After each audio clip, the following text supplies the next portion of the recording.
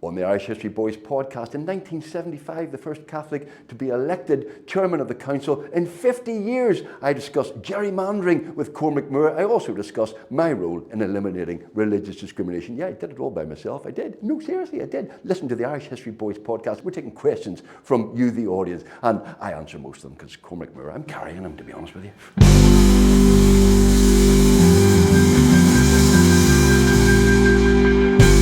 5th of June 1975, resounding no vote called for by Sinn Fein. The Ulster branch of Kevin Street Sinn Fein last night called for a resounding no in today's referendum about EEC membership. The EEC is opposed to the interests of ordinary people, it being in the sole interest of the capitalist classes aided and abetted by the EEC Commission, which being undemocratic in format is capitalist orientated. We in Sinn Féin ask the electorate to unshackle themselves from foreign dictation, whether from Brussels or from Westminster. They want a free Ireland with 4 provincial parliaments in an all-Ireland federal republic based on democratic socialist principles. That was Sinn Féin calling for a no vote in the referendum on EEC membership. Hello and welcome to the Irish History Boys with me, Cormac Moore. And me, Tim McGarry, who forgot to do the introduction and let you do it anyway. Sorry, Cormac. Yes. Welcome to the podcast where we explore Irish history inspired by what was reported 150 years ago in the pages of the Irish News. And I read a little extract there from 1975 when the United Kingdom was having a referendum on whether or not to stay in the EEC. Yeah. That was 50 years ago this week. The UK had an in-out referendum on whether or not to stay or go from the EEC. Where have we heard that before? Fascinating stuff, because Sinn Féin, who are bizarrely today are very, very pro-European Union and European membership. They were very, very anti in 1975. And as well as that, there's a little article underneath that, which is about the farmers of the south of Ireland pleading for people to vote in favour of staying in the EEC because it was benefiting them. So basically, the Irish Farmers Association the IRA were for and the IFA were against. The Irish Football Association? No, sorry. The Irish Farmers Association. IRA were against and the IFA were for. The Irish Farmers Association, not the Irish Football Association. But it's amazing how things changed. The Brexit referendum.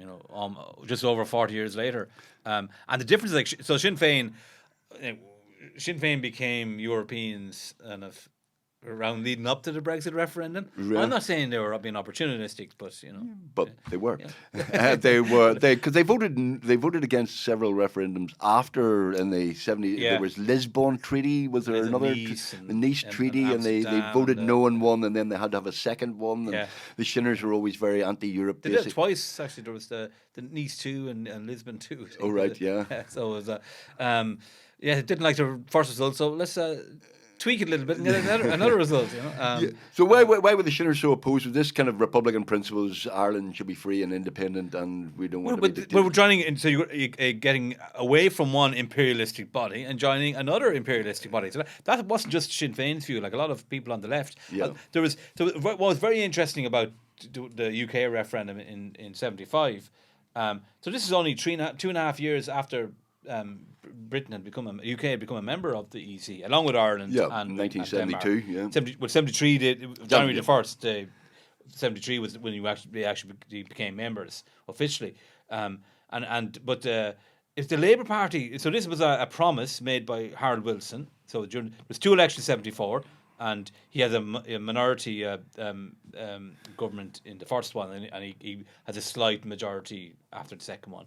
But one of his promises is that I'm going to hold a referendum, to see whether we stay or not in the EEC.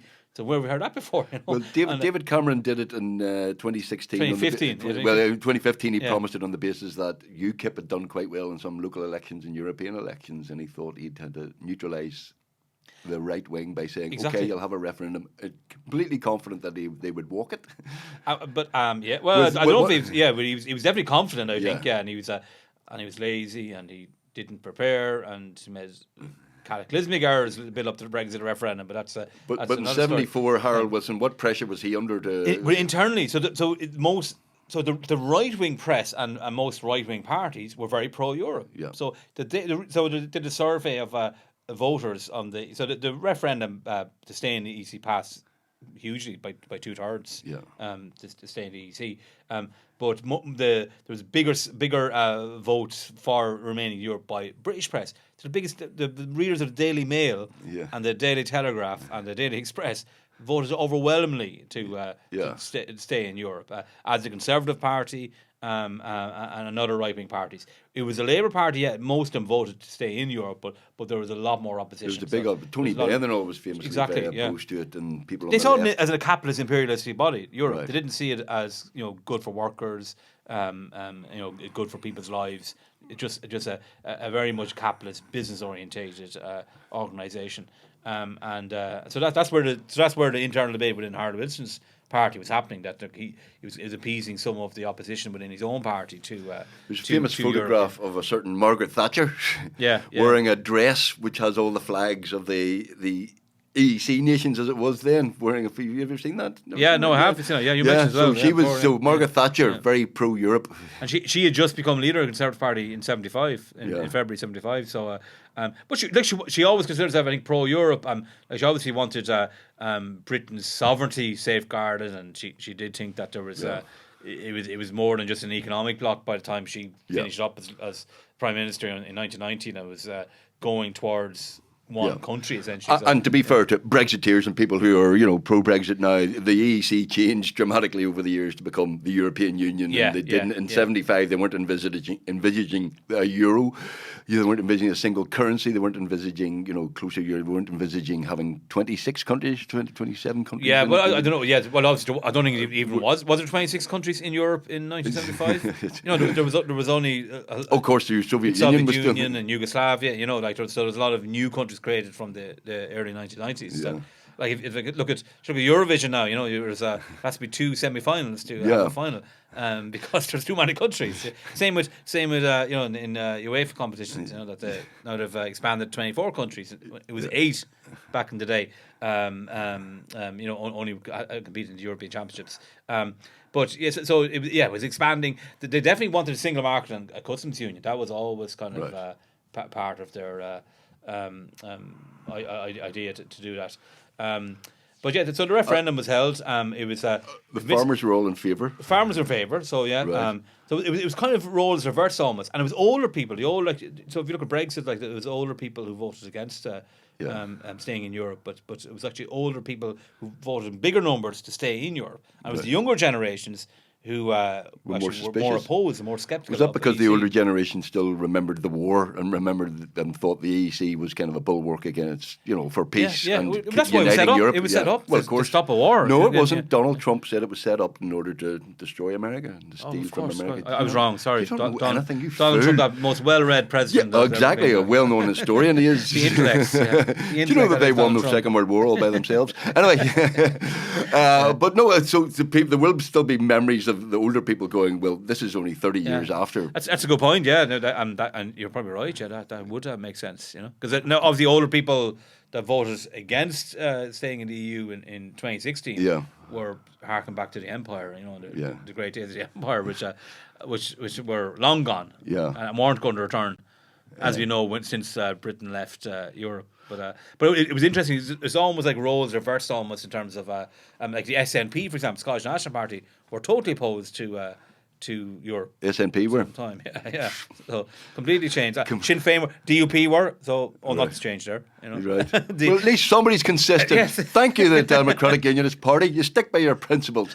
So the SNP were opposed to it. Now they're saying, we want independence in Europe. Part of the EU.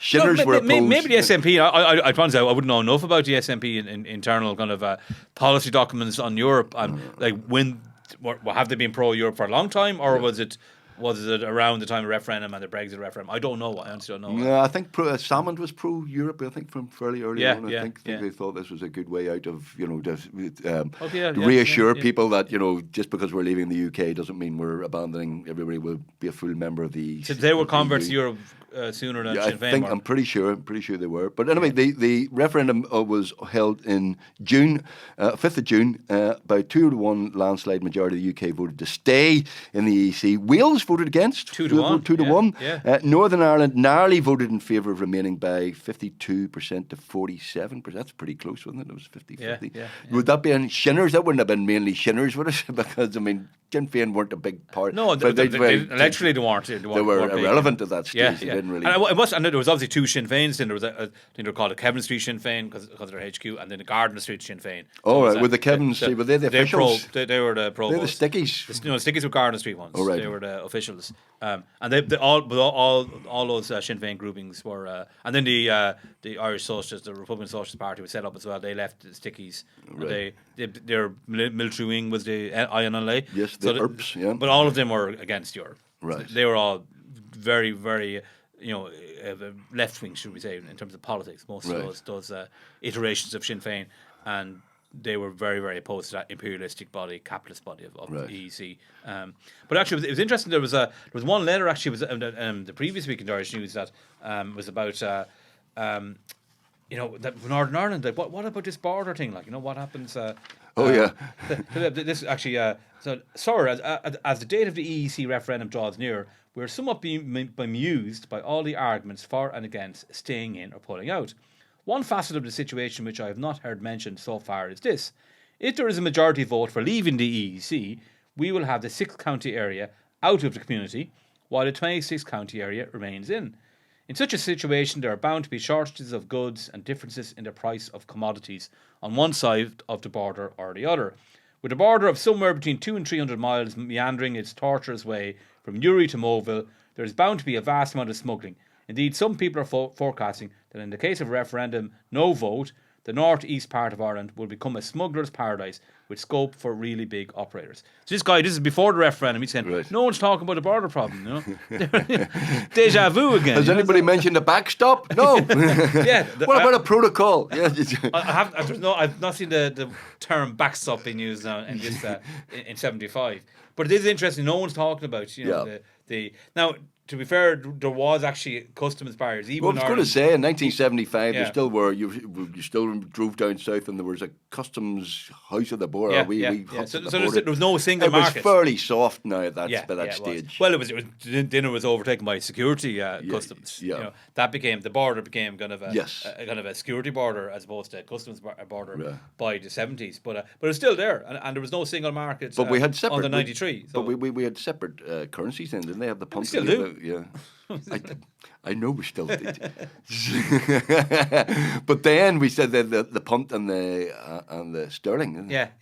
The punt. Do you remember the punt? I remember well. Yeah, I remember well. I used to like they used to have lovely notes. Pretty notes. They're very nice notes. That was but not worth a whole lot probably. But this is 1975, and we're in Europe, and we're going to be in Europe for a long time. Until 2016. and then the whole border, and actually. But now in May or early June of 2025, the Brits are kind of crawling back a little bit and going, can we be your mates again? And they're making agreements with the EU about this, that and the other. They can't go fully back. Do you think they will go back? I think they will eventually, yeah. Like what's eventually? In our lifetime? It'll soften. Well, you've got 60 years left, Like whoa. You said 120, Yeah. But it is fascinating. There we are, 50 years ago, Shinners and the SNP completely against it, and by a massive landslide, we're in favour of the EU. EEC.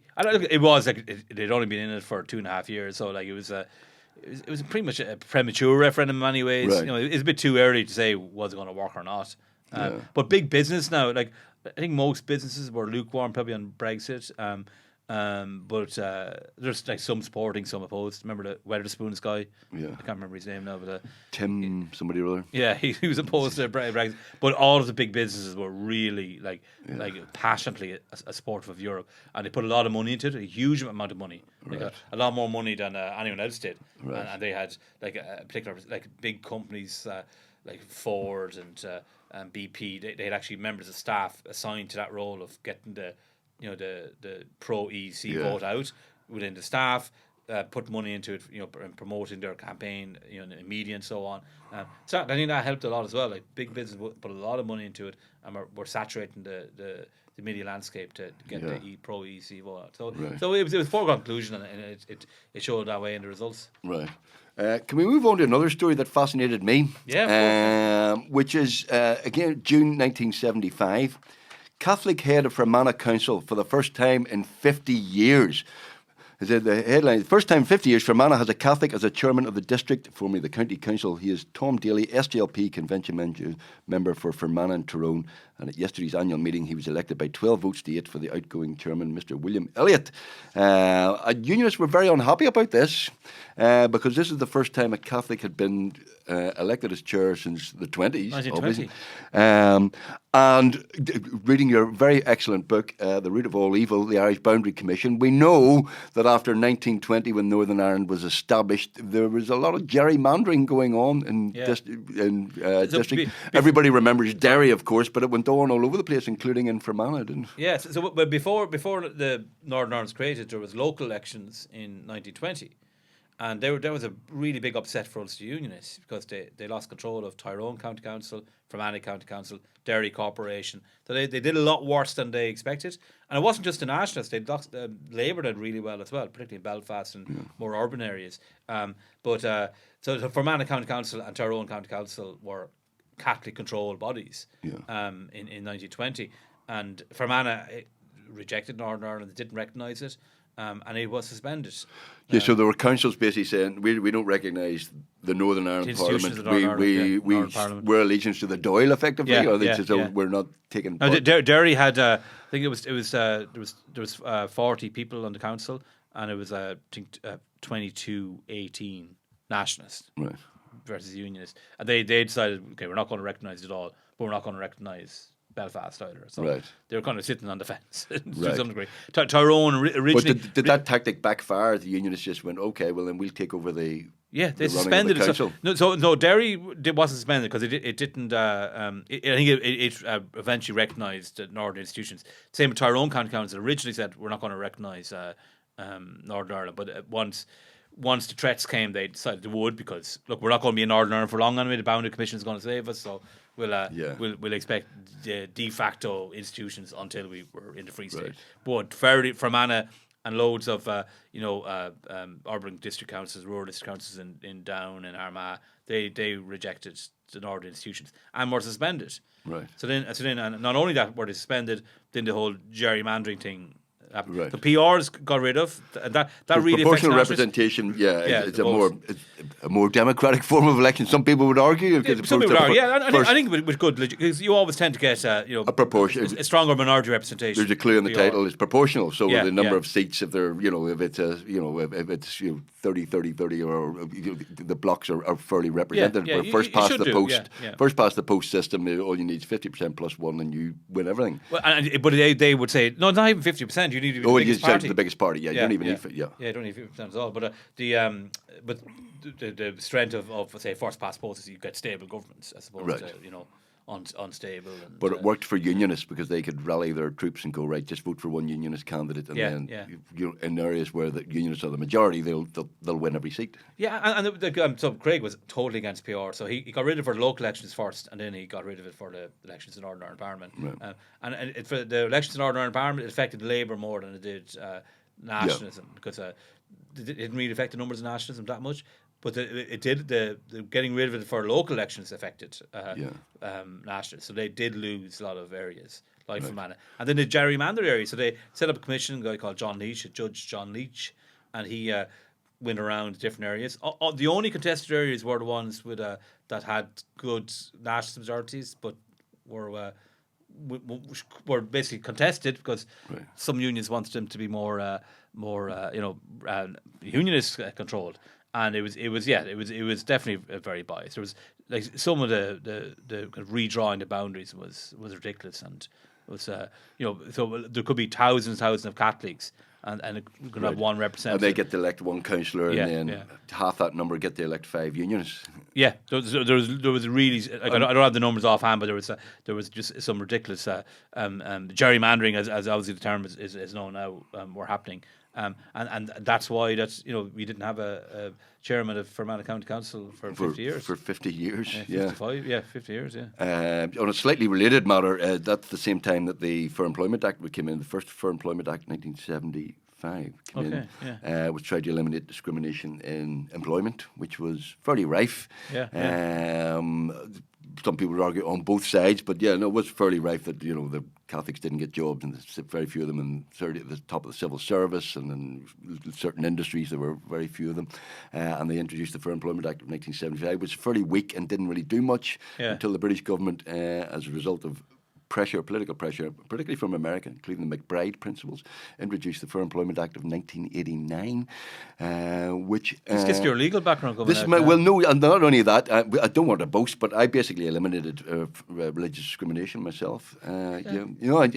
I don't find that at all. No, did you? I know I was one of the first employees of the Fair Employment Commission of 1990. I didn't know that, no. You didn't know that? No, I took some of the very early cases of religious discrimination. And the Fair Employment Act of 1989 was very, very important because it changed the law. Basically, you now had to count the number of Catholics and Protestants. What used to happen in the old days was big companies would go, I have no idea if Cormac Moore's a Catholic or a Protestant. No, he wanted to go to Lourdes on his holiday, but I had no idea that he was a Catholic, and how dare you even ask me. And he had the rosary beads on. So I couldn't discriminate against him because I don't know what religion is. Yeah. So it first of all made you count the number of Catholics and Protestants you had, and then secondly made you reinforced. It used to be a sort of a vague tribunal thing, but it was held in secret, and the punishments were very weak. So this now had you take a case to a Fair Employment Tribunal, held in public, and held to account, and there was big money paid out. So there were a few very big cases. I was involved in some of the early ones. I'll not like to boast, but we did.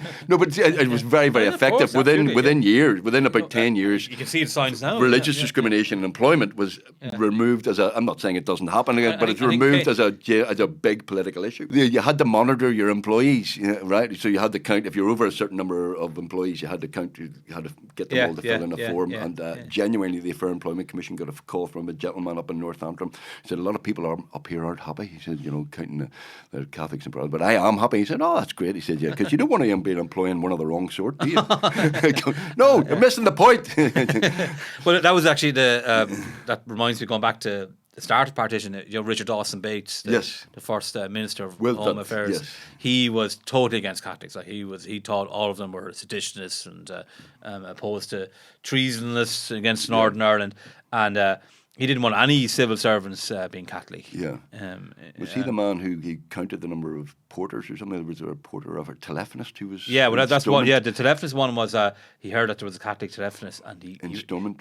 So he wouldn't answer the phone. He wouldn't talk on the phone until she was removed from the department, because he was afraid that she'd be trading state secrets with the enemy. Yeah, so it was. Yeah, I don't think there was loads of stories when it was started, Northern Ireland started, of Catholics find it very difficult to get jobs. There's this guy called Boland, and he'd been in the I think it was British, not in Dublin Castle, but actually in London, in the British civil service for years. He was high up in the Department of Agriculture there, and when the Northern authorities saw his application, they go, we can't hire him. You know the reason why. Yeah, that was it. Even though he's fully qualified, but he was Catholic, so. Well, it was still rife right up until the late 80s, early 90s, and I think most employers now have good fair employment and equality legislation. Took me 2.5 years to eliminate religious discrimination. But you did it. I did it. And you're not boasting about it as well. No, I don't. I find most impressive. It's a small part, If somebody wants to give me an award or something, that's fine. It's up to you. You don't mind. But it is kind of astonishing. You think Fermanagh, the first time they ever had a nationalist SDLP mayor or chairman of the council was 50 years after the state was founded. And if you look now and say the last Westminster election in 2024, that you see the map, in the electoral map, and I did an article in Irish News about it at the time, but if you look at the electoral map in 2024, the Westminster election, there was 13 out of 13 MPs elected to Westminster were Ulster Unionists. Right. And even in the 50s, 60s, sometimes they won every single seat in Westminster. But now there's more nationalists than unionists elected. Yeah. It's kind of the orange part of the map is just it's gets smaller and squeezing smaller, it. shrinking, and going just. And even Belfast, there may not be a Unionist MP in Belfast. There's one in East Belfast. Gavin Robinson, Yeah. And Naomi Lunn could have won that seat. I know he won. Yeah. I think he won by about 2,000 votes or something in the end, but that was considered a very close. Well, contest. yeah, it's slightly deceptive though, because that map looks very green of west of the Ban and all that, but there are far fewer people there compared to Belfast or. Of course there are, but there are more nationalist MPs than there are unionist MPs. And that's an indication of demographics as well. So, but it just shows how things have changed, and even with local authorities as well, like that. Yeah, it was such a momentous occasion for Fermanagh to have a chairman that's from a nationalist background for the first time in 50 years. That's not uncommon at all now, So it's if you're listening to the podcast, you can get in touch with us anytime on WhatsApp or email. Let us know if you have any questions. We like answering questions. Send us a WhatsApp message or a voice note to 07483 313 842 or drop us an email. Yes, on irishhistoryboys@gmail.com. We have a couple of questions from the email. What would you like to talk about, Cormac? Can I offer you two? I'll offer you two questions, right? Okay. I'll offer you two. I have Stephen Kennedy, who says very nice things about the podcast, but says he'd like to discuss the prospect of a new Ireland and the fact that down south, the polls say about 78% of people are in favour of United Ireland, except if you ask them, do you want to pay tax for that? And suddenly 78% drops to 38%. And we have another question from John Haddon, who says, thanks a million for the podcast and wishing you the best for the channel. He wants to talk about neutrality in World War II and why the South became neutral. And then a slightly pointed more question, were the South of Ireland pro or anti-Nazi? Oh, so New Ireland. I mean, we can talk about that anytime because New Ireland. I'm slightly interested in the neutrality question because I did do a documentary on the BBC for the long and the short of it with my good friend Dr. David Tube. I do. I've been on the show a couple of times. You've been on a show a couple of times. Yeah. Neutrality in World War II. We had VE Day recently. Some nationalists were going, this is unionists claiming they did everything and they saved Britain during the World War and all that. And some nationalists maybe put their heads down and go, we were neutral. The South was neutral during the Second World War. But the South was neutral and declared neutrality fairly early on. But when we did the documentary, I think we interviewed quite a few military historians and said, look, the South really had no prospect of entering the war or on the side of Britain because they had no army whatsoever. They would have opened themselves to attack, and it was kind of the best policy to adopt at the time. There was consensus that neutrality was, and I think still is, that neutrality was the best course for Ireland at the time. But they were like the question is skewed, saying like was the Ireland a free or a pro-Nazi or not? Yeah, it should be, was it pro-ally or not? Because it was a clearly pro-ally neutrality. They were providing help. They were in terms of guiding with temperatures and with weather forecasts and all of that. They when the Belfast Blitz. It was M and Valera that ordered Dublin Fire Brigade to go up to Belfast to help out, put out the fires. They were clearly pro-ally. There was no question about it. And I think when they captured any prisoners or airmen or were landed, the Germans were kept. Interned, the Brits were sent across the border back, weren't they? Yeah, exactly. Yeah, there was a couple of people in the IRA like Sean Rust and so on who were well, they did. There was a plot, wasn't there? To Sean. Yeah, but it was just like they were so peripheral this day. And De Valera had most of those people who were. He was concerned about who would have been pro-Nazi, who could have caused trouble. Right. They were locked up. Yeah, including my great auntie. Was she pro-Nazi? Was she? No, I don't think she was pro-Nazi, but genuinely, but she was totally Republican. Anti-treaty, diehard anti-treaty Republican, and was hanging around with IRA elements. And there were IRA militants who were pro-Nazi. I presume they were IRA, but there were ones who fought, with the international brigades in Spain, who were obviously anti-fascist. So there was a split. But anyway, my auntie was hanging around with the IRA and was interned for the entire course of the war. This is my auntie Catherine O'Hara. Joe McKelvey's fiancée. Joe McKelvey's fiancée. She was interned during the entire war in Armagh Jail, organised a hunger strike at one stage. My mother remembers going down on Christmas Day, having to give her a turkey and stuff, and having. What do you mean she organised a hunger strike and giving her a turkey? That's a bit cruel, isn't it? Oh, that's That's very cheeky. I think it was a short-lived hunger strike. That's very cruel. But no, she was there during the entire course of the war as a threat to the state. So the internment was introduced by the Northern Ireland government. And De Valera introduced as well, as you just said. So he rounded up any sort of pro-Nazi or IRA. Because the IRA did have a campaign in 1939 in England, didn't it? Yeah, 38, 39, they bumped quite a few areas. In the north as well, customs posts. And there were rumours that the IRA were guiding people into Belfast, guiding the Nazi airplanes into Belfast. I'm not sure there's any truth to that. They were very small. I don't know. I never heard that. But the IRA weren't a threat. But De Valera was pro-ally. People do go on about offering condolences at the house of Hempel, the German ambassador. This is after Hitler died. After Hitler's dying. And he gets in his top hat and his suit and he goes offers condolences. Yeah, which does seem utterly ridiculous. I think it was a very poor move, personally. But his argument was that this is protocol. Every person who died, like Roosevelt had died a month beforehand, and there was a vote in the Dáil, and there was offering stones in the Dáil. So it was obviously way different how Roosevelt treated it. To be fair, Roosevelt didn't organise a genocide. No, really, I don't know why the heck. When they knew. Well, I mean, the entire details. They knew exactly what Hitler was. De Valera was not an anti-Semitic. He was very good friends with Isaac Herzog. Who was the first chief rabbi of the Irish Free State, and who left Ireland and became the first chief rabbi. First chief rabbi of the Palestine, and then Israel, and his son became president. Son became president. And his grandson is the current president, Isaac Herzog. And De Valera was Herzog was communicating with De Valera all this time. He left Ireland in 1937, but he still was communicating with De Valera about the impending Holocaust and what was happening to Jews. And when the Holocaust did start, he was asking for a better refugee policy from De Valera. The Free State and Ireland had a very restrictive refugee policy. It just would not let people in because it just felt it couldn't feed its own people. Yeah. But it did. After the war, Herzog helped get 100 Jewish children from Prague into Colwyn Castle in Westmeath for a year. And also the Irish Free State government after the war, because kosher meat, the Irish government, Dublin Corporation actually, approved of an abattoir for just slaughtering slaughtering animals in the Jewish ritual way for kosher meat, and that was up and running in the 30s. Most obviously Jewish slaughterhouses were destroyed in Europe.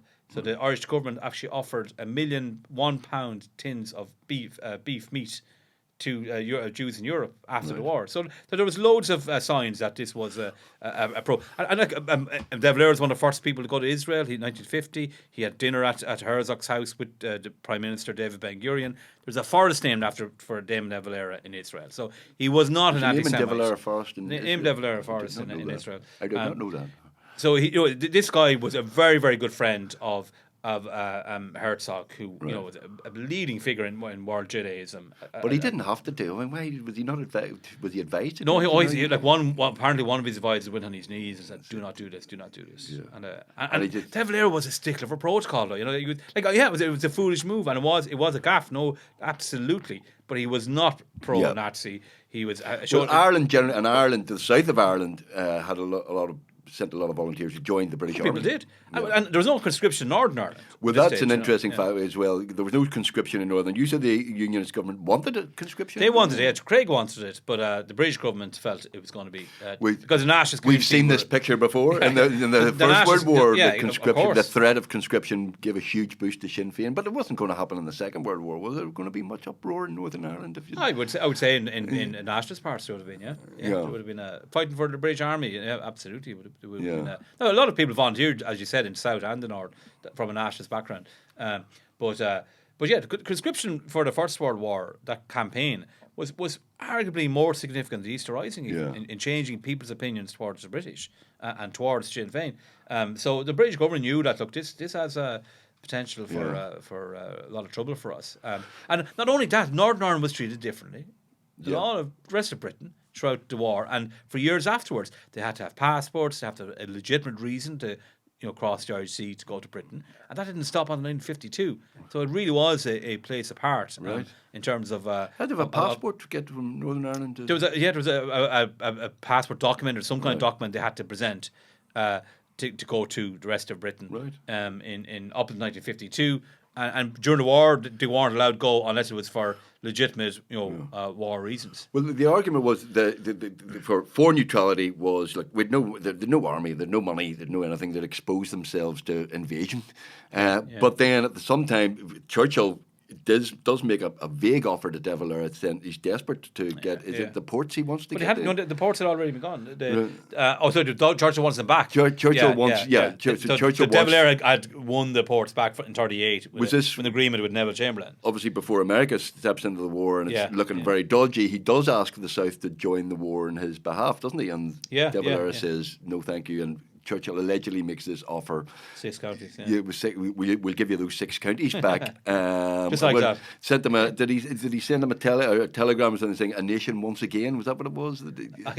I vaguely remember something like that. Oh, you vaguely remember that? I've only got an A-level doctor. Come on, sharpen up your game here, my friend. No, he did. He said a nation once again. And there's some people say. Oh, so you're telling me? Okay, I'm telling you now. But some people say, look, that wasn't really a serious offer, that it was kind of, Churchill could have been on the champagne one day or whatever, and he was desperate, and it was a desperate situation. But Ireland really couldn't have contributed an awful lot, even if they'd wanted to the war effort, could they? I agree with you. I think De Valera was right not to take up Churchill's wordness that he gets his 6 counties back. But then at the end of the war, he makes a very bitter speech having a go at the Irish, saying, thanks to Northern Ireland, thanks to Northern Ireland, we beat the Nazis. You fellas didn't really help, Well, I think whilst the De Valera going to Hempel's house, that didn't help matters. Was probably his biggest diplomatic gaffe of his career. The actual response to Churchill was one of his finest moments. He defended the small nations, the right of small nations to choose their own path. And he definitely won that battle, that diplomatic battle with Churchill. I think there were also complaints, if I remember, in Northern Ireland that there was no conscription, that the Orange Order were still having orange marches during the war, and some people come over and said, "What the fuck's going on here?"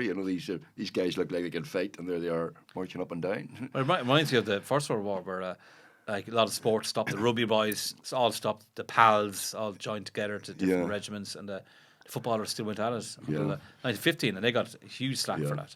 Did the Orange Order get much slack? Do you know? Sorry. Did the Orange Order get much slack? Do you know, for having marches during the Second World War? I haven't researched this as well as I should have, but I do remember that there was some criticism, and I think they had to tone it down a bit. Stop it altogether? I'm not sure they stopped it during the Second World War. That's somebody help us here. We need to research that. Did the Orange Order? A question or did the Orange Order continue marching during the Second World War? That's a very good question. Good question. But Northern Ireland did contribute mightily in terms of the ships they built at Harland and Wolff, and Derry became a very, very important port in the Battle of the Atlantic. Very important port. So we did our bit as well, didn't we?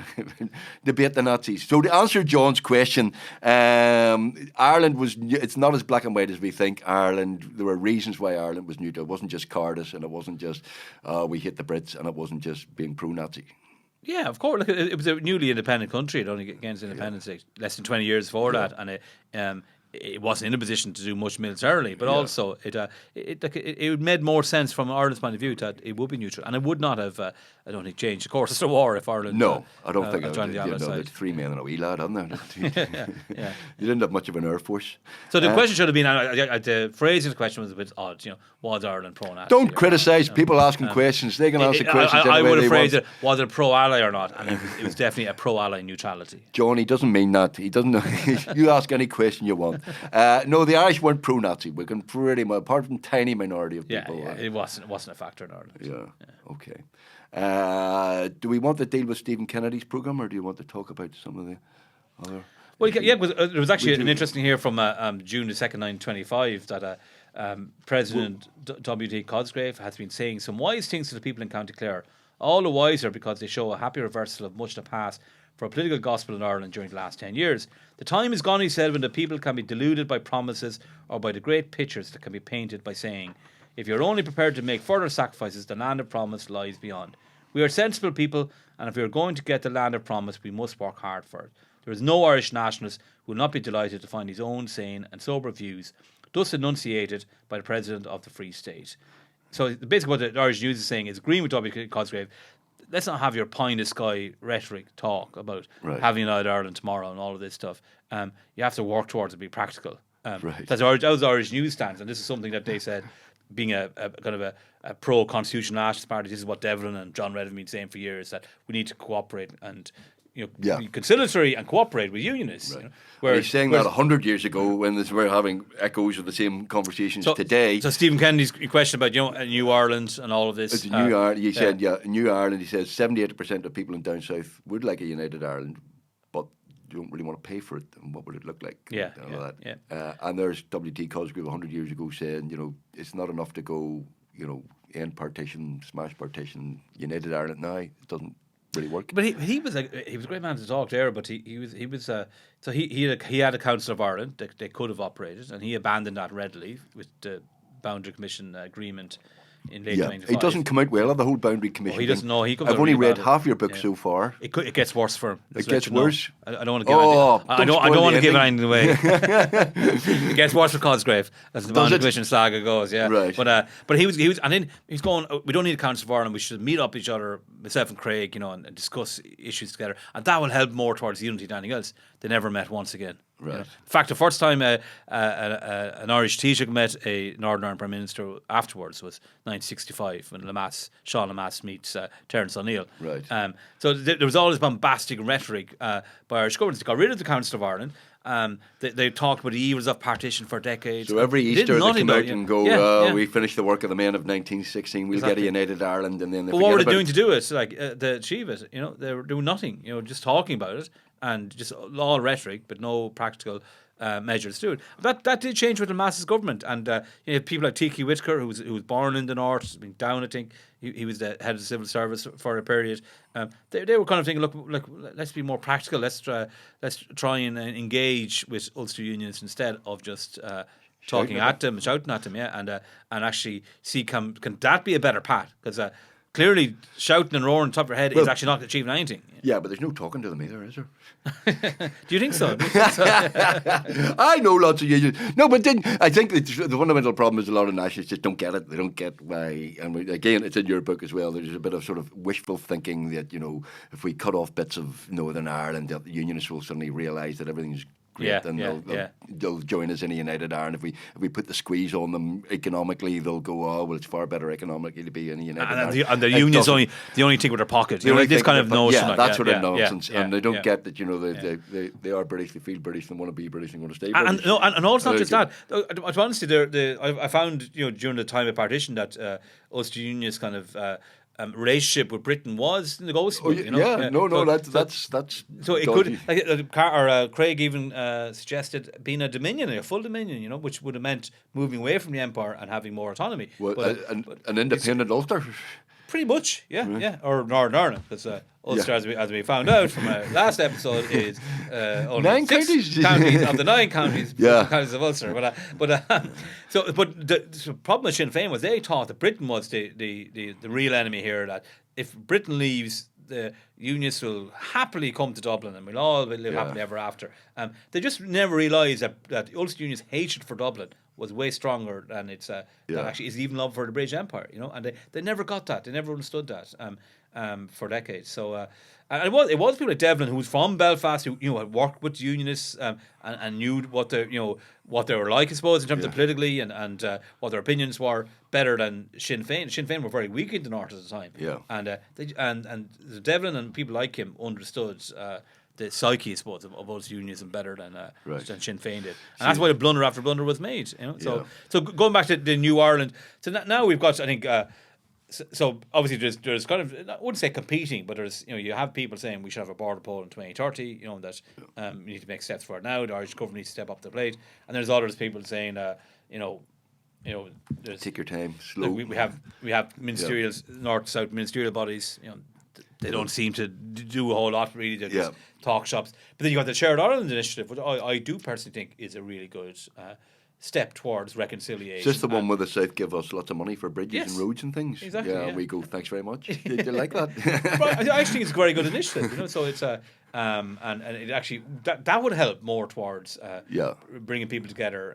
And look, ultimately, you're never going to convince people like Jamie Bryson or Jim Allister to vote for United Ireland, but you're not really looking for their vote because you know they're lost, should we say, to United Ireland. I think it's fair to say, but it's talking to people who are, you know, maybe soft unionist or obviously who that 20% who don't consider themselves unionist nationalists. They're the ones you need to. It'll happen by engage osmosis eventually when people go, well, there's no real. I mean, if you take violence out of it as well, because violence obviously just put the whole thing back decades. If you ask me, the IRA campaign go, well, why would any unionist want to be shot and bullied? Yeah, but why did IRA campaign start? It didn't happen in a vacuum. No, accept that, but you know, but the vast majority of it occurred in driving the Brits out when the Brits were never the problem. It's surely the unionism was the problem. Yeah, no, I agree with you. I think from their perspective. Yeah, you know, no, I agree with you. I think that at the heart of a lot of Irish nationalism problem is it's not understanding that Ulster Union psyche and not trying to deal with it on a practical level. You know, like there's no pragmatism a lot of time here. Like, okay, here's where we are. How do we get from A to B? Yeah, and this is the big obstacle. Ulster Unionists. Because unionists don't can have we to beat do them through anything. coercion? Can we beat them through coercion? No, that's not going to work. Like that's probably going to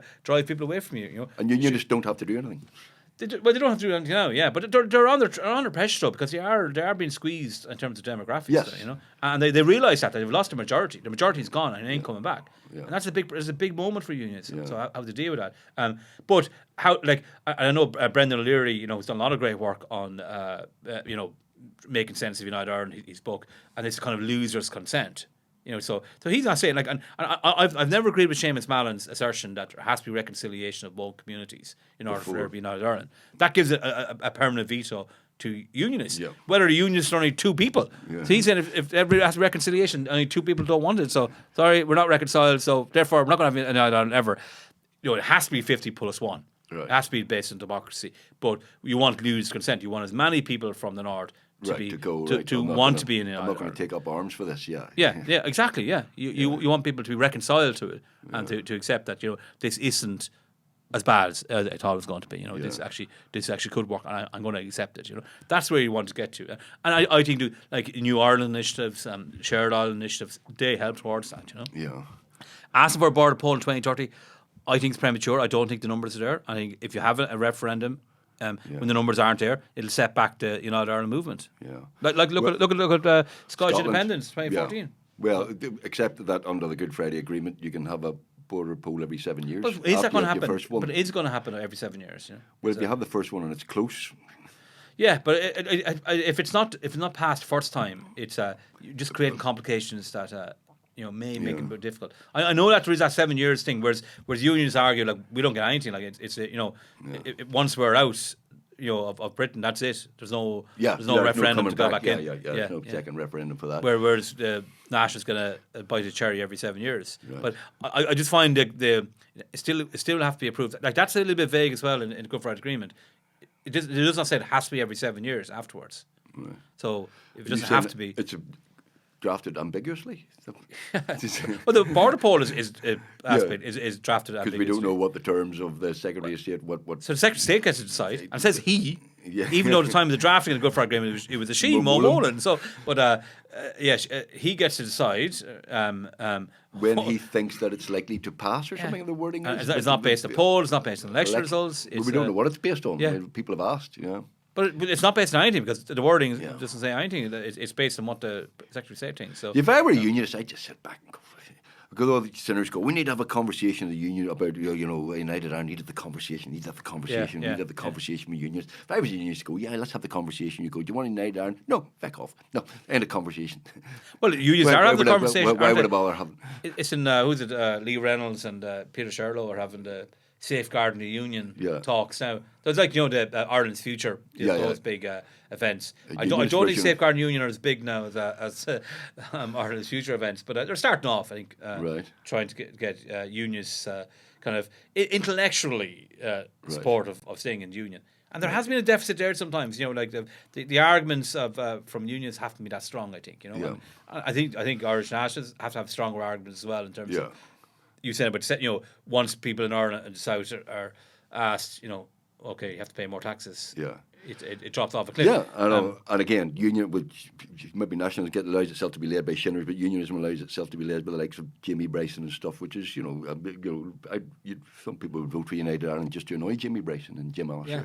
They're not helping your cause. No, they're helping that. DUP as well. Like DUP has made some spectacular own goals since Brexit. Like really, all it's done is helped towards United Ireland. So. Keep going the DUP the way you are if you want to United Ireland. So we're straying into politics rather than history here. Well, all of it is informed by the history that 100 years ago, W.T. Cosgrave. In Ireland. Politics and history are very much intertwined. They are very much intertwined. So just to repeat, if you can get in touch any time with us on WhatsApp or email, let us know if you have any questions at all. We're happy to answer them. Any questions at all, send us a WhatsApp message to 07483 313 3842 or drop us an email at theirishhistoryboys@gmail.com. What else happened in 1975? Do we have?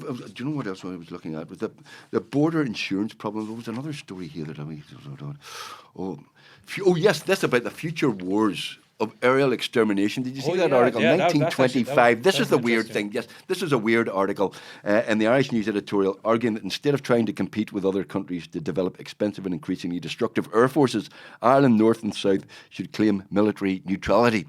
Because 1925, people were getting very worried about airplanes and the power of airplanes. And it was... And they were right to be worried. Well, they were right to be worried. I mean, it's still 10 years before Guernica, before we see what airplanes really can do. And the Spanish Civil War, the first time that the airplanes are used to destroy civilians and kill many civilians. But this is the Irish News looking to the future in 1925, saying there are about 35,000 specials, B specials and C's, armed with rifles in the 6 counties. We'll have to have an episode on the specials as well one day.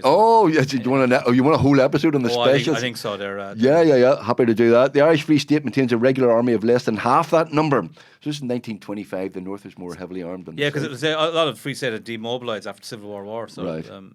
Yeah, but this is kind of a grim article, isn't it? Yeah, but it actually it's prophetic in some ways in that a lot of it came true. Like airplanes have been like a huge. It's the war obviously used for first time the First World War and which all the dogfights and all that and.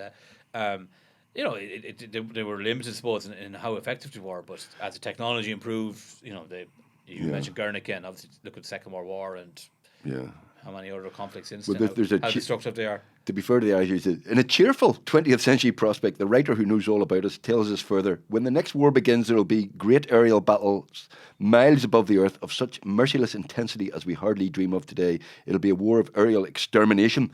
And since the close of the last war, the best aerial experts in many nations have been developing its terrible tactics. One air force will seek by constant fighting and raiding to drive the other out of the air. Great high-flying squadrons, their crews in helmeted altitude suits, which will make them look like deep-sea divers, will meet in a series of implacable encounters. And the Battle of Britain. See, well, there you go. Yeah. And the Irish News were very florid in those days, weren't they? Weren't they? Yeah. So what happened? Well, I know, they let Jim Fitzpatrick in charge. Very florid. But that was, it's kind of very prophetic and kind of depressing at the same time. Very depressing, yeah. They knew what they were talking about. Oh, they did, yeah. They were right, yeah. There was, I think it was... a few weeks back, Mark Coney was talking about the powers of communications and but the Irish youth are saying actually, well, this has your privacy's gone now. You can't hide from anyone anymore. The world is getting smaller and smaller. Yeah. There was all these kind of technology was become such a big part of people's lives. Yeah. We don't appreciate it. Obviously, it still was so archaic compared to now, but it was like the 20th century was hugely important for technology growth, whether it's in destructive things like war weaponry or communications like radios, televisions. They were all coming on stream in the 20s. Well, the last paragraph saying, neither in the 6 counties nor in the Free State have we made any preparations for dealing with our brethren from other countries who may come in high-flying, helmeted squadrons to rain death upon us from the upper regions of the atmosphere we breathe. The Free State had planes, though. Yeah. The army had planes. But the North weren't allowed planes. Right. They weren't allowed planes? Yeah, Dawson Bates asked could get planes. Did Dawson Bates what? Oh, really? And Craig as well asked. Craig asked Churchill in 22 for planes, and was told actually that was one of the few times Churchill got really angry with him, saying, "How dare you? You know, like you're right. You're not. What do you want those for, Dawson? Where exactly you can land to, and what are you bombing, my friend? Yeah, right. My friend, yeah. But like it wasn't a country, you know. Yeah, so yeah, you don't have an army, even though no. specialists were an army. Yeah.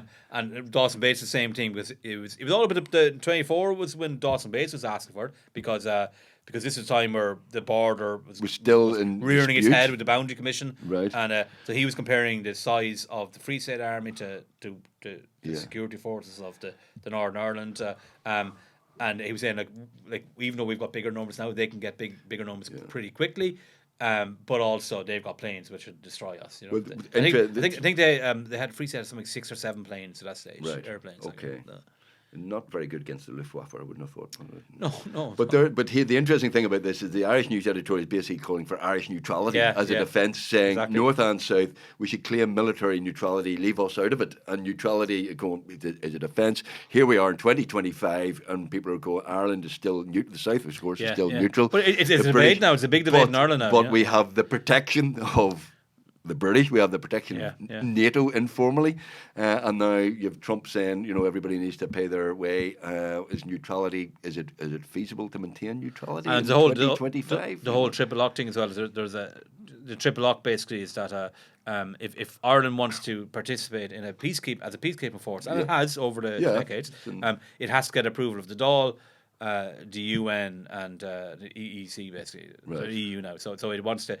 It definitely wants to get rid of the triple lock, because no peacekeeping force has been approved for years and years, mainly because of Russia and China. So, and now America is part of that alliance of Russia and China. It looks like with Trump in power. You know?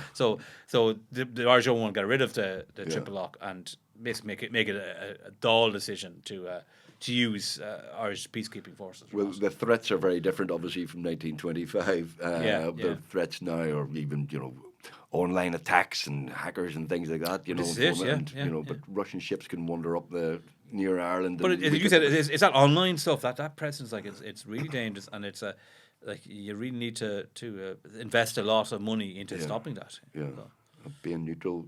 Will Irish neutrality survive? Do you think? I think politically it's too difficult to overcome at this stage. Yeah. So would a united Ireland be neutral? We don't know. It's all up for debate as well.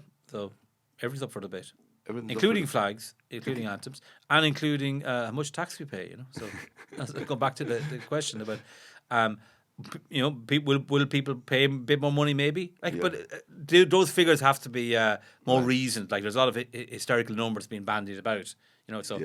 You know, that's what the preparation should be like. You know, if there was a United Ireland tomorrow, what is the cost going to be, and so on. So flags up for debate, anthems up for debate, money's up for debate. What's not up for debate is our Tito cheese and onions better than your Tito cheese and onion, and it will have to be the Tito cheese and onion from six county Tito cheese and onion. I actually find it absolutely the greatest crisp that's ever been invented is the first is the southern one, my country man. No, I think culturally we're just too different. I was in Donegal recently, and you don't even have bread on a fry. People are insane. I thought bread and a fry. What's that about? Soda bread, potato bread. You can have Ulster fries are overrated, are they? Oh! I'm joking. Yes, you are joking, because this will be the last podcast I ever do with Cormac Moore if you keep that nonsense up. But I'm not giving in on the potatoes though. You're not giving those yellow potatoes aren't a patch on the real ones. You know? You've just lost us half our audience. Ladies and gentlemen, thank you for listening to the Irish History Boys with me and Dr. Cormac Moore. We'll be back next week discussing the Boundary Commission next week. Maybe, perhaps, yeah. Your book is now out and available in the shops. Oh, you're doing a great plug for my book. Thanks very much. Well, you know, I got it free. What did great Groucho Marx say? From the moment I picked your book up to the moment I put it down, I never stopped laughing. Someday I intend reading it. Thank you very much. He was a great man for the one-liners. He was a good man for the one-liners. Thank you for listening to the Irish History Boys. We'll see you next week. See you next time.